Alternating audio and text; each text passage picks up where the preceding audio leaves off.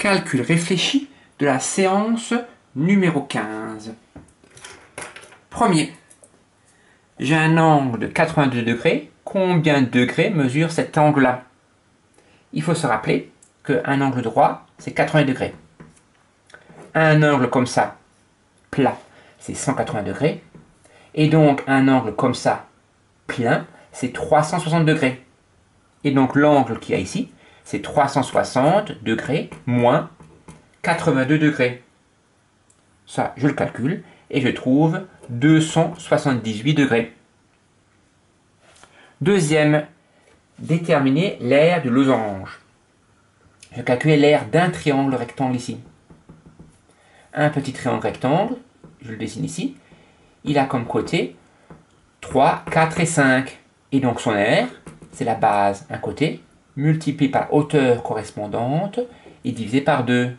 3 fois 4 divisé par 2, 3 fois 4, 12, divisé par 2, 6. 6 cm². Ça, c'est pour un petit triangle rectangle. Mais comme les diagonales d'un losange se coupent en leur milieu, ici, j'ai aussi 3, comme j'ai 3 cm là, j'ai aussi 3 cm là. Comme j'ai 4 cm là, j'ai aussi 4 cm là. Et donc, les 4 triangles là sont identiques. Ce sont les triangles rectangles qui ont comme côté 3 et 4. Ici, j'ai 3 et 4. Ici, j'ai 3 et 4. Et ici, j'ai 3 et 4. Et donc, chacun des triangles rectangles a une aire de 6 cm². Donc, l'aire totale du losange, ça sera 6 fois 4. 6 fois 4 égale 24 cm². Troisième conversion avec des unités d'aire. Donc, je rappelle le même tableau qu'hier.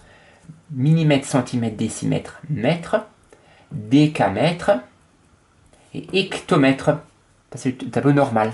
Mais comme j'ai d'unités d'aire, dans une unité, j'ai deux colonnes. Je place ici les 0,75 hectares. Hectare, c'est pareil que hectomètre carré. Donc j'écris d'abord les chiffres des unités, 0,75. Et comme je veux en mètres carrés, je rajoute des zéros jusqu'à ce que j'arrive aux unités de mètres carrés. Donc réponse, 7500 mètres carrés. Dernier, le tableau de conversion. Donc première méthode, si je cherche le coefficient de proportionnalité, c'est 16 divisé par 14. Mais 16 divisé par 14, ça ne se termine pas comme division. Ce qui se termine, c'est 14 divisé par 16. Ça fait 0,875. Donc je pourrais diviser par 0,75. C'est une méthode un peu compliquée. Donc je vous propose une méthode plus simple. J'ai 14, 16. Et je veux arriver à 21. Je fais une étape supplémentaire en passant par le 7. 14 divisé par 2, ça fait 7. Et 7 fois 3, 21. Je fais la même chose en bas. 16 divisé par 2, ça fait 8. Et 8 fois 3, ça fait 24. Autre méthode, je peux remarquer que 21 divisé par 14, ça fait 1,5. Donc il suffit de multiplier par 1,5 ici.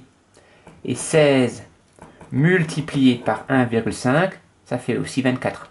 Mais c'est un peu plus difficile. Voilà.